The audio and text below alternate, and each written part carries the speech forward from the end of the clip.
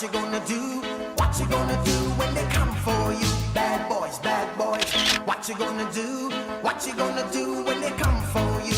When you were 8 and you had bad traits, you go to school and learn the golden rule. So why are you acting like a bloody fool? If you get hot, then you must get cool. Bad boys, bad boys.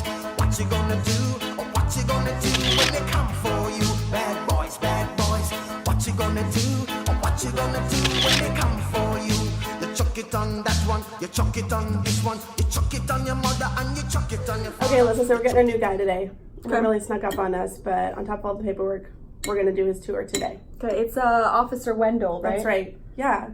I thought I saw him, but might have been mistaken for a child. I don't know, because he's very small. He's tiny. Like microscopic. Like almost. microscopic, very stiff. Very, very stiff.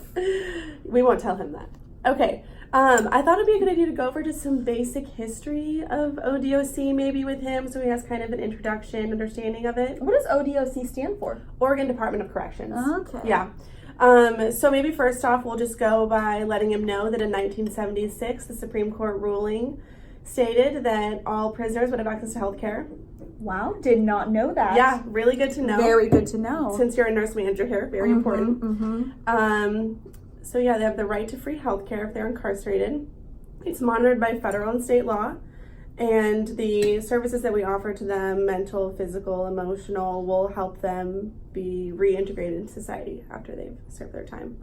And then I thought maybe you could do a little bit of an introduction to our institution specifically within ODOC. Okay, so maybe just a brief history, something short. Yeah, that sounds great. I mean, the Oregon Department of Corrections has 14 prisons. They range from minimum to medium to maximum. We have minimum. We do have minimum, yeah, that's where we're at. Most of them offer vision and dental. They all have medical care available. And prisoners are entitled to some kind of medical care treatment. It's mandated by law. The prisoners are also entitled to be able to have access to their own health records. You know, just like know that. Yeah, just like anyone on the outside would. And if there's some kind of contagious disease, I mean, prisoners also have to have treatment, you know, for that. Cool. And the prisons are state run by Oregon. So yeah, it's pretty good. I think that's good. Yeah. Yeah, I'm curious to see how Officer Wendell does today. Yeah, with me all too. of our staff. I'm excited. Just about time, yeah? I think it is. Should we grab him? It's go time. Let's go! Let's see. Here we go. The entrance. If you follow me this way, yeah, that way. So as you can see, we have a lock facility. So people can't get in or out. Well, I mean, you can pass it, obviously. Let's see. Okay, we have lockers on this side. And over this way is our medicine facility where we dispense the medications. So let's get the pills. Oh, actually, we have a MediPass right now. So this is one of our adults in custody, as you can see. Now, one thing that we really emphasize in the DOC is that each one of our staff members knows the mission, statement, and philosophy and vision. You know what? Let's see if she knows that. Let's ask her. Do you know the mission, vision, or philosophy of the DOC?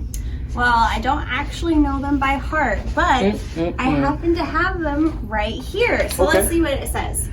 The mission statement of the Oregon Department of Corrections is to promote public safety by holding offenders accountable for their actions and reducing the risk of failure of future criminal behavior. And there are many things included in our vision statement, such as valuing employee wellness, engaging employees, operating safe facilities, implementing innovative business practices, preparing offenders for re-entry, and partnering with our stakeholders. Now, we don't have a specific philosophy statement, but we do have some core values that are pretty important. There you go, that's right.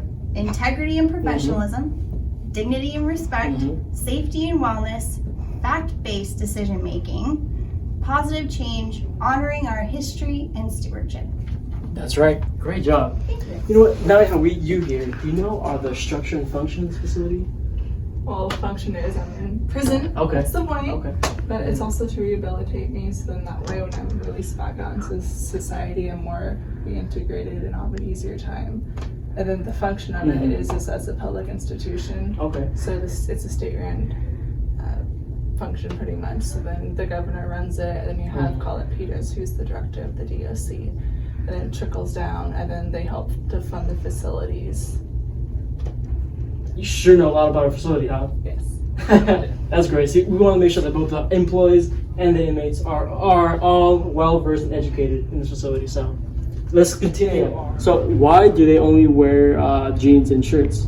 That's a fantastic question. Let's ask one of them. Hey, you. Why do you only wear jeans and shirts and why not like an orange jumpsuit? You know?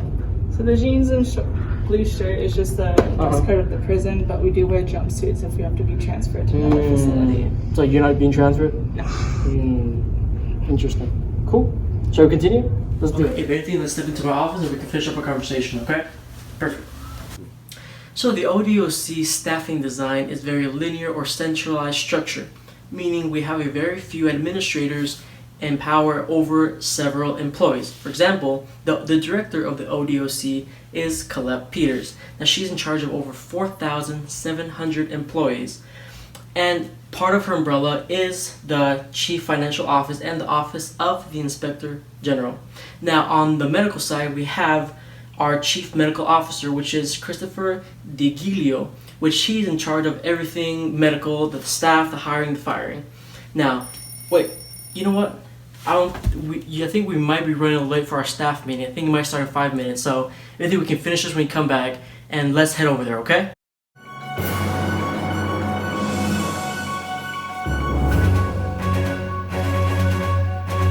Hi everyone, thank you for coming to today's staff meeting. My name is Amanda and I'm from the State of Oregon's Audit team.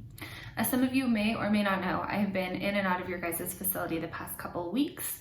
And after talking to my team, there's a couple things that we think as an organization that we might be able to improve on.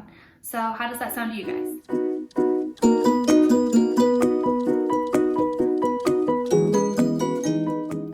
All right, let's get started. So after being in your guys' facility the past few weeks, I was quite impressed with things that I saw. However, after talking to you guys, the nurse managers and the nurses and a couple other staff, it was brought to my attention that we have quite a few adults in custody who have a prevalence of sexually transmitted diseases and or blood infections such as hepatitis.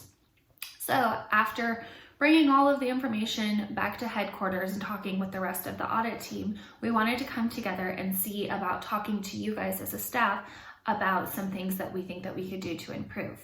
One of those things that we kind of thought would be a good idea would be screening for inmates or adults in custody who are coming into our facilities.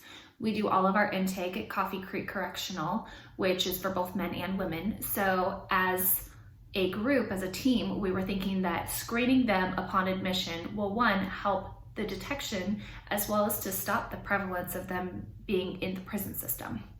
Our first goal of this quality improvement initiative is to identify the presence of sexually transmitted infections before the occurrence of symptoms. It's often noted that most sexually transmitted diseases do not show any symptoms for people who have them. Unfortunately, one of the best ways to test is through screening. Our second goal for this quality improvement would be to reduce the prevalence of sexually transmitted infections within the correction system within the next 12 months. Once again, thank you guys all for coming to the staff meeting today, and I hope that from here on out we can do some quality improvement for our facility. What lessons have you guys learned regarding the healthcare organization audit assignment? And how have you guys worked in a team? Working in a team can be challenging, but through this process, we were able to learn and grow as a group and individually. In order to be successful, we had to take advantage of each member's strengths, set aside time for effective face-to-face communication, and divide the work equally. This process relied on collaboration, much like the Oregon Department of Corrections relies on collaboration between its different divisions, managers, and employees. Woo! What a day! What a It's been day! a super long day. What a day! I'm ready to go home. Well, I guess before we fill out our paperwork for the day, we should talk about how Officer Wendell did. Do we have to? We probably should. Okay, you're right, we should. Okay, I have my checklist in front of us. Okay. Let's go over the different things we talked about with him. First of all, structure and function. We let him know 14 different prisons, separated by security level. Pretty standard. We talked about mission, vision, and philosophy. Let him know that we're here for the prisoners. We want to help them get reintegrated into society, promote safety, and make sure that they are safe and ready to be released. We also talked about nurses and staffing. Do you want to maybe recap that really quick? Yeah, I mean, we talked to him about, our staff talked to him about the fact that our prisons have, nurse managers like us that are in charge of a couple different nurses at the prisons, and then there's someone in charge of those nurse managers. And we also talked about the quality improvement project we're working on. So I think he learned a lot today. But tell me what you think about him just as a person and as as a worker. I liked him. I think he'll fit in well here. I'm a little bit worried that his assertiveness will be in short supply. I know what you're saying. What did you think? I just feel like if you were to handcuff someone, he might need a ladder. Yeah. So what do we do? Do we hire him? I mean, he'll always need a helping hand, that's for sure. Yeah, I will, up top. I guess, What do we do? should we hire him?